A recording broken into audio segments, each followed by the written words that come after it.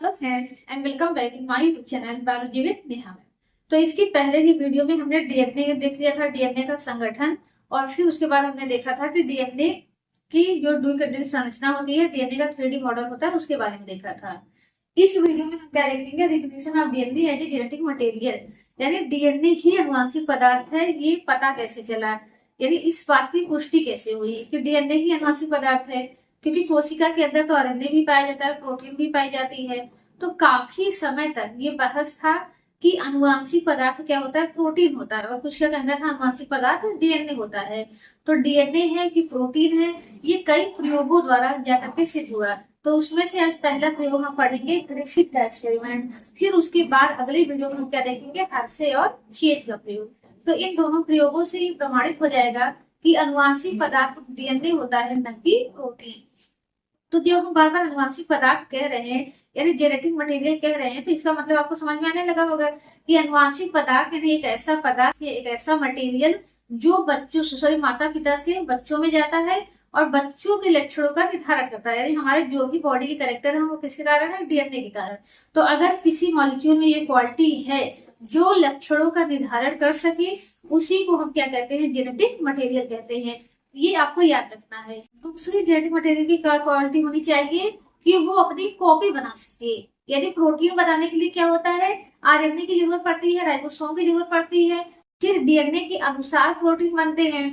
यानी प्रोटीन जो होता है अपनी खुद से कॉपी बनाने में सक्षम नहीं है। यानी एक प्रोटीन का अणु हो, उससे दूसरा प्रोटीन का अणु मिल जाए, ऐसा नहीं बनता। उसमें तो अलग अलग प्रकार के अमीनो एसिड जुड़ करके एक प्रोटीन बनाते हैं। और आरएनए भी ऐसा नहीं है कि अपनी कॉपी खुद बना ले, वो भी उसकी कॉपी कैसे बनती है, डीएनए से बनती है। लेकिन डीएनए एक ऐसा मॉलिक्यूल है जो डीएनए से डीएनए बन जाता है, यानी जैसा डीएनए था एग्जैक्ट वैसा डीएनए फिर से दोबारा बन जाता है। यानी हमारे कोशिका में, हर कोशिका में एक ही प्रकार के क्या होते हैं, डीएनए होते हैं, लेकिन प्रोटीन अलग अलग प्रकार के होते हैं। आरएनए भी 3 प्रकार के होते हैं। तो पहली क्वालिटी क्या होनी चाहिए कि उसके द्वारा क्या हो, determine the character of organism, यानी जीवों के लक्षणों का निर्धारण करने वाला। दूसरी, अपनी कॉपी बनाने की क्षमता हो, यानी स्व द्विगुणन की क्षमता हो, इसलिए कहा जाता है स्व द्विगुणन। यानी द्विगुणन तो होता है लेकिन आरएनए में भी होता है, लेकिन आरएनए से दूसरा आरएनए बनाने के लिए डीएनए की जरूरत पड़ती है, और डीएनए में क्या हो जाता है, स्व द्विगुणन हो जाता है। इसके अलावा स्टेबल होना चाहिए एज केमिकल कंपाउंड के रूप में। अगर डीएनए है तो उसको डीएनए के रूप में ही होना चाहिए। ऐसा नहीं है कि थोड़ा सा एसिडिटी बढ़ी तो उसका स्ट्रक्चर क्या होगा, चेंज होगा, केमिकल उसका चेंज होगा। जैसे प्रोटीन होता है, अमाइनो एसिड होते हैं, अमाइनो एसिड कभी क्या हो जाते हैं, एसिड की तरह बिहेव करने लगते हैं, कभी बेस की तरह बिहेव करने लगते हैं, उनकी संरचना में परिवर्तन आ जाता है इस बात पे कि वो एसिडिक सोल्यूशन में है कि बेसिक सोल्यूशन में है। यानी ताप का भी प्रोटीन पर प्रभाव पड़ता है। प्रोटीन का स्ट्रक्चर जरा सा ताप पड़ता है तो प्रोटीन का स्ट्रक्चर ताप से भी क्या हो जाता है, अलग, मतलब बिगड़ जाता है या अलग हो जाता है। तो केमिकल के रूप में वो क्या होने चाहिए, स्टेबल रहने चाहिए। इसके अलावा लेस म्यूटेशन, उसमें म्यूटेशन भी बहुत कम होना चाहिए। अगर थोड़ा सा ही किसी अल्ट्रावायलेट रे से ही, टेम्परेचर से, केमिकल से म्यूटेशन हो गया, म्यूटेशन का मतलब कोई जीन बदल गया, तो क्या होगा, अगली पीढ़ी भी चेंज हो जाएगी। तो ये 4 क्वालिटी जिसमें है उसी को हम क्या कहेंगे, अनुवांशिक पदार्थ कहेंगे। तो अब अनुवांशिक पदार्थ डीएनए है कि प्रोटीन है, आइए उसका पता लगाते हैं। तो ये पता कैसे चला था, ग्रिफिथ के एक्सपेरिमेंट से। ग्रिफिथ ने अपना एक्सपेरिमेंट कब किया, 1929 में, और मेंडल ने कब किया था, 1854 में। और मेंडल ने बता दिया था कि ऐसा कोई पदार्थ होता है जो माता पिता से बच्चों में जाता है, लेकिन उस पदार्थ का अभी तक पता नहीं लग पाया। तो सबसे पहले फेडरिक माइखर नामक एक वैज्ञानिक थे, उन्होंने केंद्रक से एक पदार्थ निकाला और उस पदार्थ को उन्होंने नाम दिया था न्यूक्लिक, यानी न्यूक्लिक एसिड ना देकर के क्या कहा था, न्यूक्लिक। बाद में इसी को क्या कहने जाने लगा, न्यूक्लिक एसिड। क्यों, क्योंकि ये न्यूक्लियस में पाया जाता था और दूसरा एसिडिक नेचर का होता था। और एसिडिक नेचर का क्यों होता था, क्योंकि इसमें फॉस्फेट होते थे। तो पता लगा कि कोई और ऐसा भी पदार्थ केंद्रक में है जो प्रोटीन के अतिरिक्त है, क्योंकि प्रोटीन में फॉस्फेट नहीं होता। फॉस्फेट किसमें था, इस न्यूक्लिक एसिड में, और फॉस्फेट की वजह से ही इसका नेचर क्या था, एसिडिक था। तो अब पता लगाने चलने लगा कि जो केंद्रक के अंदर प्रोटीन भी है और केंद्रक के अंदर न्यूक्लिक एसिड यानी डीएनए भी है, तो दोनों में से कौन अनुवांशिक पदार्थ है। तो इसके लिए जो प्रयोग हुआ था वो किसने किया था, ग्रिफिथ ने 1929 में। अब इसमें इन्होंने क्या किया कि स्ट्रेप्टोकोकस निमोनी क्या है, एक बैक्टीरिया है। इस बैक्टीरिया की 2 वैरायटी पाई जाती है। एक होता है एस स्ट्रैंड और दूसरा होता है आर स्ट्रैंड। दोनों दो प्रकार के क्यों है? क्योंकि जो एस स्ट्रैंड होता है वो इनकैप्सुलेटेड होता है, यानी इस बैक्टीरिया के चारों तरफ क्या पाए जाते हैं? कैप्सूल पाए जाते हैं, जिस कैप्सूल की वजह से इसकी सतह क्या होती है? स्मूथ होती है। पहला फायदा। दूसरा फायदा क्या होता है? ये जिसके अंदर जाएगा उसके इम्यून सिस्टम द्वारा आसानी से नष्ट नहीं हो पाएगा। तो बैक्टीरिया के अंदर कैप्सूल इसीलिए पाए जाते हैं ताकि दूसरी दवाइयों से या दूसरे केमिकल से इसकी सुरक्षा कर सके। तो इसीलिए ये क्या होता है? वायरुलेंट होता है, यानी ये किसी भी व्यक्ति में, किसी भी जानवर में रोग फैला सकता है, यानी रोगकारी होता है। दूसरी तरफ क्या होता है? आर स्ट्रेन होता है, इसके ऊपर कोई कैप्सूल नहीं पाया जाता, इसकी सतह क्या होती है? रफ होती है। तो कोई कैप्सूल नहीं है, किसी भी इंडिविजुअल में जाएगा, आसानी से क्या हो जाएगा? उस इंडिविजुअल के इम्यून सिस्टम द्वारा मारा जाएगा। तो यानी ये कोई भी रोग इसलिए नहीं फैला पाता है। तो इसीलिए हम इसे क्या कहते हैं? नॉन वायरुलेंट कहते हैं। यानी दो प्रजातियां हो गई, एक वायरुलेंट और एक नॉन वायरुलेंट। इन्होंने अब इस बैक्टीरिया के दोनों स्ट्रेन को लिया, इसको स्ट्रेप्टोकोकस भी कहते हैं, इसको न्यूमोकोकस भी कहते हैं और इसको डिप्लोकोकस भी कहते हैं। ये फेमस बैक्टीरिया, इसके द्वारा क्या होता है? निमोनिया होता है। अब इन्होंने क्या किया? अपना प्रयोग जो था वो 4 स्टेप में किया, पहला, दूसरा, तीसरा, चौथा। पहले स्टेप में इन्होंने क्या किया कि आर स्ट्रेन का ये जो बैक्टीरिया है उसको किसके अंदर इंजेक्ट किया? चूहे के अंदर इंजेक्ट किया। चूहे के अंदर आर स्ट्रेन इंजेक्ट करेंगे तो क्या होगा? आपको पता है कि आर स्ट्रेन क्या होता है? नॉन वायरुलेंट होता है, चूहे के अंदर जाएगा, कोई भी रोग नहीं फैलाएगा। तो चूहा क्या रहेगा? कुछ समय बाद उन्होंने देखा कि चूहा जिंदा ही रहा। फिर चूहे के अंदर एस स्ट्रेन डाल के देखा, तो एस स्ट्रेन क्या है? वायरुलेंट है। वायरुलेंट है तो चूहा को क्या हो जाएगा? निमोनिया हो जाएगा, और चूहा निमोनिया से क्या हो जाएगा? मर जाएगा। फिर उन्होंने इस बार क्या किया कि हीट किल्ड स्ट्रेन लिया, यानी जो एस स्ट्रेन था उसको क्या किया? उच्च ताप पे गर्म कर दिया, जिससे वो बैक्टीरिया क्या हो गई? मर गई। उस मरी हुई बैक्टीरिया को ये चूहे के अंदर डालते हैं, तो चूहे के अंदर डालेंगे तो जाहिर सी बात है चूहा जिंदा रहेगा। लेकिन सबसे आश्चर्यजनक इन्हें रिजल्ट जो मिले थे वो कब मिले? जब इन्होंने क्या किया? इन दोनों को कॉम्बिनेशन ले लिया, ये एस स्ट्रेन भी ले लिया और हीट किल्ड, सॉरी, इन्होंने ये आर स्ट्रेन भी ले लिया और हीट किल्ड इन्होंने एस स्ट्रेन भी ले लिया। यानी कुछ समय क्या हो जाएंगे? ये वाले हो जाएंगे आर स्ट्रेन वाले,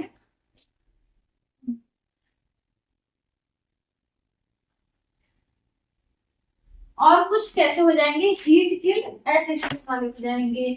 अब देखिए, ना तो हीट किल्ड एस स्ट्रेन में क्षमता है रोग पैदा करने की, और न ही आर स्ट्रेन में क्षमता है रोग पैदा करने की। तो ये जान मतलब ये इनको लगता था ग्रिफिथ को कि इसको डालने से चूहा क्या रहेगा? जिंदा रहेगा। लेकिन हुआ क्या कि चूहा मर गया। अब इनको बड़ा आश्चर्य हुआ कि चूहा मर कैसे गया, क्योंकि न तो इससे चूहा मरा था पहले प्रयोग में, सॉरी, न तो इससे चूहा मरता था न इससे मरता था, लेकिन दोनों के कॉम्बिनेशन से चूहा मर कैसे गया? तो जब इन्होंने इस मरे हुए चूहे का पोस्टमार्टम किया, सूक्ष्म विच्छेदन किया, तो पता चला इन्होंने क्या डाला था? हीट किल्ड एस स्ट्रेन डाला था, और यानी ये जो हीट किल्ड एस स्ट्रेन था ये तो मरे हुए थे, और ये आर स्ट्रेन क्या थे? जिंदा थे। लेकिन जब उस चूहे के अंदर देखा तो उस चूहे के अंदर क्या थी? उन्हें एस स्ट्रेन का बैक्टीरिया मिला, वो भी जिंदा। एस स्ट्रेन का बैक्टीरिया मिला, कैसा मिला? लाइव मिला, जिंदा मिला। तो इसी एस स्ट्रेन का बैक्टीरिया चूहे के अंदर जिंदा मिला, जिसकी वजह से एस स्ट्रेन की वजह से बैक्टीरिया को निमोनिया हो गया, और निमोनिया, सॉरी, चूहे को निमोनिया हो गया, चूहा क्या होगा? मर गया। तो ये इन्होंने अपना कार्ड बताया कि चूहा मरा कैसे, यानी चूहे के अंदर क्या था? एस स्ट्रेन पाए गए थे, जबकि एस स्ट्रेन कहीं भी जिंदा इन्होंने डाला ही नहीं था। तो इन्होंने एक अनुमान लगाया कि आर, ये जो एस स्ट्रेन से है ऐसा कोई केमिकल आर स्ट्रेन में जाता है जो इसको क्या कर देता है? रूपांतरित कर देता है, यानी एक प्रकार की बैक्टीरिया को दूसरे प्रकार की बैक्टीरिया में बदल देता है, यानी आर स्ट्रेन को किसमें कन्वर्ट कर देता है? एस स्ट्रेन में।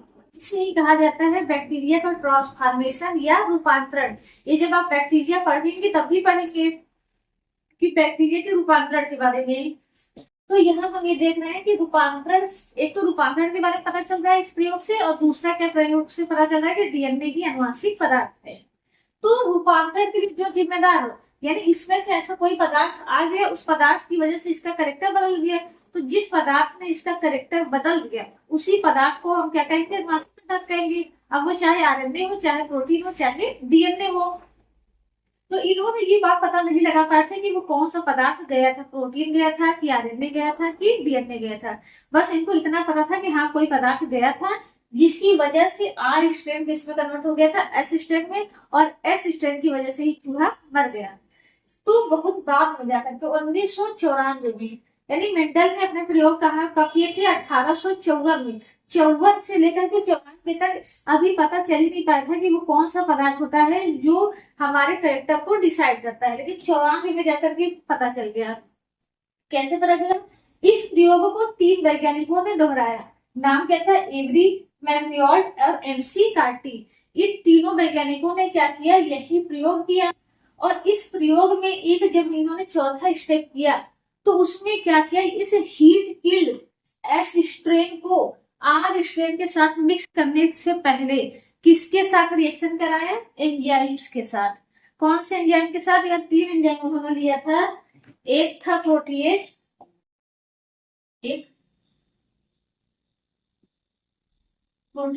दूसरा आरएनएज और तीसरा था डीएनएज।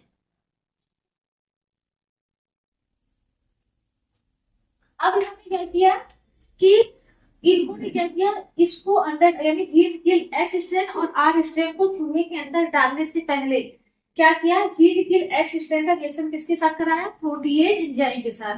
प्रोटीएज एंजाइम के साथ रिएक्शन कराने से क्या होगा कि इसके अंदर का जो भी प्रोटीन होगा वो प्रोटीन क्या हो जाएगा? नष्ट हो जाएगा। नष्ट होने के बाद चूहे के अंदर डाला तो देखा चूहा क्या हो गया? मर गया। यानी रूपांतरण की क्रिया प्रोटीन से प्रभावित नहीं होती। अगर प्रोटीन से प्रभावित होती तो प्रोटीन न होने के बाद रूपांतरण नहीं होता, लेकिन प्रोटीन नहीं है फिर भी रूपांतरण की प्रक्रिया हो रही है। इसका मतलब रूपांतरण के लिए प्रोटीन जिम्मेदार नहीं है। फिर दूसरे स्टेप में क्या किया, हीट किल एस स्ट्रेन का रिएक्शन किसके साथ कराया? आरएनए के साथ कराया। तो हीट किल एस स्ट्रेन में जो आरएनए के अणु होंगे वो आरएनए के अणु क्या होंगे? नष्ट हो जाएंगे। और फिर उसके एस आर स्ट्रेन के साथ चूहे के अंदर डाला तो चूहा क्या था? फिर भी मरा हुआ पाया गया। यानी आरएनए भी क्या करता है? रूपांतरण की क्रिया को प्रभावित नहीं करता। यानी आरएनए नहीं था तो भी क्या होगा? रूपांतरण की प्रक्रिया हुई, आर स्ट्रेन एस स्ट्रेन में बदला और चूहा क्या हो गया? मर गया। लेकिन जब इन्होंने अपना अंतिम प्रयोग किया, इस हीट किल एस स्ट्रेन को किसके साथ ट्रीट किया? डीएनए के साथ ट्रीट किया। तो अब इसमें प्रोटीन भी है, आरएनए भी है हीट किल्ड वाले में, लेकिन क्या नहीं रहेगा? डीएनए नहीं रहेगा। और जब इसको आर स्ट्रेन के साथ डाला गया तो देखा गया कि चूहा क्या था? जिंदा ही था। यानी चूहा जो था जिंदा था, लास्ट स्टेप में चूहा मरा नहीं।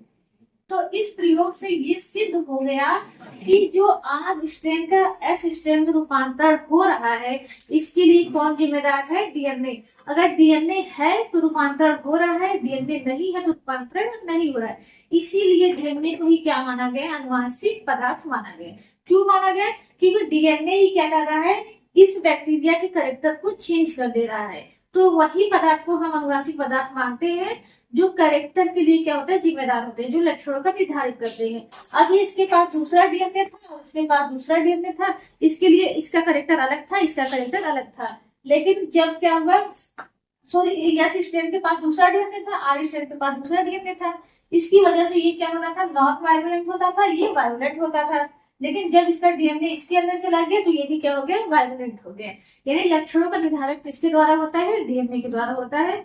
इस प्रयोग से, इन दोनों वैज्ञानिकों के प्रयोग से ये सिद्ध हो गया। लेकिन अभी भी कुछ वैज्ञानिक क्या थे? इस बात से असहमत थे कि डीएनए ही अनुवांशिक पदार्थ है। तो इसको और ज्यादा प्रूव करने के लिए एक अगला एक्सपेरिमेंट हम पढ़ेंगे हर्षे और चेज का। वो एक्सपेरिमेंट बहुत ही क्या है, मतलब जरूरी है, थोड़ा सा टफ भी है। तो कल उस टॉपिक में वीडियो अपलोड हो जाएगा, तो उसको भी देख लीजिएगा। इसको भी अच्छे से दोबारा करना समझ में आया हो देख लीजिए। वैसे तो ये आसानी था। और अगर वीडियो पसंद आया हो तो वीडियो को लाइक कर दीजिए और चैनल को सब्सक्राइब कर लीजिए। Thank you so much.